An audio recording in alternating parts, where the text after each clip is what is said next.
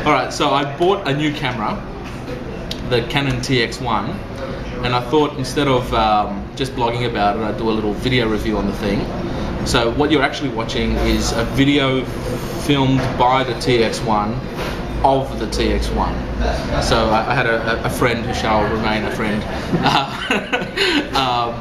bring his tx1, so I actually convinced him to buy. I suckered him into buying one, so I convinced him to buy one, and I thought I'd review his while he videos me with mine. So first thing about it that's awesomeness, it's got a couple of downsides, but mostly I think it's an awesome camera, is the size. Right, so it's a little bit big. I should have bought my little Canon IXUS 65. It's a little bit bigger than the IXUS 65, but frankly, for a video camera, it's tiny. And it weighs nothing. I don't know what it weighs, but it weighs nothing. One of the coolest, nicest things about it is as you switch it on, you get this nice, everything's kind of recessed, and then you hit the on button, everything just kind of comes out, and you've got a nice kind of big lens as you're taking photos and video. It takes 720p video, so you probably know the stats. I won't do a whole stat thing about it. So 720p video, which means you got shitloads of storage space that you need. I went and picked up a couple of memory cards off eBay.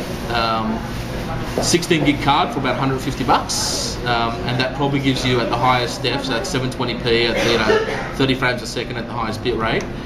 You'll get about 50 something minutes from a 16 gig, and about 30 from an 8 gig. 8 gigs you pick up for like 50 bucks these days. So storage you have to consider, but storage costs nothing these days. Video quality is really good. The only downside on the video quality is low light conditions. So you're probably looking at me in on top of two halogens that are probably pointing behind me instead of on me.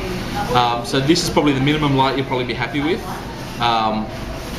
You most, if you're outdoors, it's beautiful. I probably won't bother doing an outdoors one, but outdoors, bright light, it looks just awesome. But you have to consider low light conditions. I bought this basically for the kids, and so we've always got a video camera handy. So most of those scenarios are outdoors. But it's worth considering if you're going to do a lot of indoor stuff not to get the tx1. The other interesting thing about it that I don't like actually is the focusing. So it'll focus, but if I move forwards and backwards kind of relatively quickly, it takes a little bit to calibrate itself. During really bright daylight it's fine, but in these kind of conditions it's a bit dodge. I think it's just a little bit slower focus, but frankly for like having something this size, I thought it's a good price to pay. It's a reasonable price to pay. So the focusing's a bit dodgy in low light. The mic, you'll ruin, and I don't know what it's sounding like, and we'll find out. But the mic is it picks up really nicely. So we're in a noisy cafe with a bunch of people around us. I'm talking at a reasonable volume. Try not to be my obnoxious self, but you're hearing, in a noisy cafe what it sounds like. So in a quieter room or in a house where you're running around the house or in a park, I find the audio quality picks up really nicely. So the mic's a big plus. Actually, my friend Greg came up with an interesting scenario. When you're taking photos with the thing, you take a photo using that shutter button up there. So as you hit that's going to flash, right? But you can't tell whether I'm taking a photo or making a video.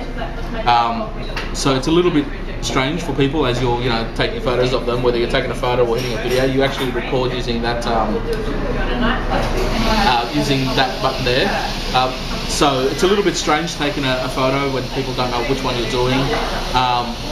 The other thing is when you're doing portrait stuff, kind of looks like that. And if you've got it in widescreen mode, you can't switch between widescreen and 4:3. So when you're taking photos in widescreen mode, and therefore portraits look even more elongated. So it's worth thinking about that. I'm not noticing it that much, but it's worth thinking about it as you rotate and stuff. It doesn't have an indicator on the front. Most video cameras have a little red light as you're videoing, so people know you're videoing. It doesn't, so it's a bit of a downside, but that's fine. 7.1 megapixel, in case I forget to mention the megapixel count. Other interesting things about it. What else? Macro mode is kind of alright. I've actually got it in macro mode now. You can't switch to macro mode mid-video.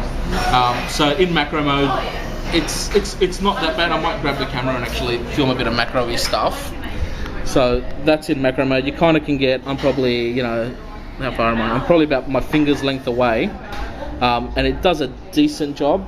Any closer, it starts to get a bit blurry, so it won't sharpen that much. But you know, at that kind of distance, you'll get decent kind of macro. And there's my phone. It kind of looks alright.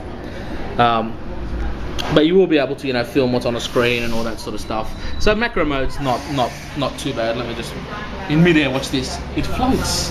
No hands. Macro mode.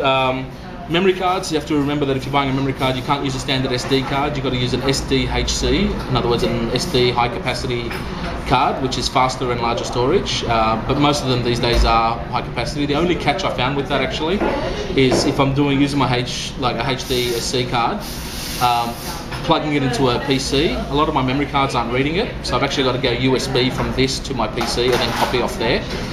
So your memory card reader might not like it too much, but you know, I guess that'll just catch up. The readers will just get better and smarter. You can actually take photos while you're videoing. So as I'm videoing there, watch this. I think that took a photo. Not if I took a photo. Yeah, there we go. So you can take photos while you're videoing. Not full res. They are full res, but they don't auto meter. They use basically the metering you've got on your camera while you're videoing. My battery's low. Yes, battery's the last one to talk about actually. It's got facial recognition, which is really cool, but battery's low. Battery, you probably get about 30 minutes worth of video before your battery dies on you. So go to eBay and just pick up a whole bunch of standard Canon kind of batteries. These are like the NB4Ls, standard Canon battery. I bought a whole bunch of them for like $12 or something. I think that's it. That's my my little review of my Canon TX1. Go buy one. I paid $350 Aussie, which is a total bargain for a compromisey kind of middle, all, you know, multi-purpose kind of camera. Ciao.